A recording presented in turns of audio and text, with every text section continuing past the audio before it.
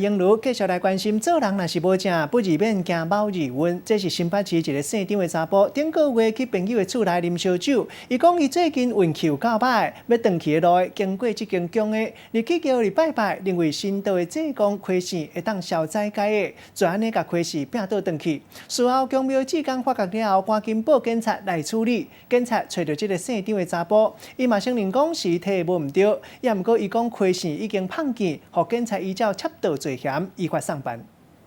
一个查甫人来宫庙内底看起来就敢若是一般的信徒，但详细看，伊伫咧参拜了后，竟然将身价顶济公的亏钱摕起来，然后挖头就走。这扇子多少钱呢？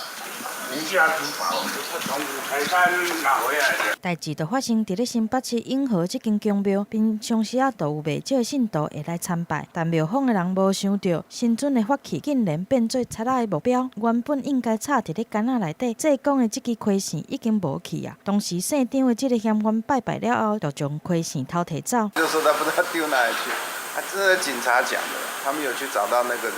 警方抓到这个姓张的嫌犯，发现伊长期拢无咧食头路，搁来啉酒。顶个月甲朋友啉酒诉苦，转去厝的路认为家己运势无好，就来宫庙参拜。无想到伊竟然起歹心，就是将济公的亏钱摕走，就会当来解运。东西一般人不会去动那个东西，说不定他当时他是觉得我拿回去，说不定能保我比较好一点，他就拿回去。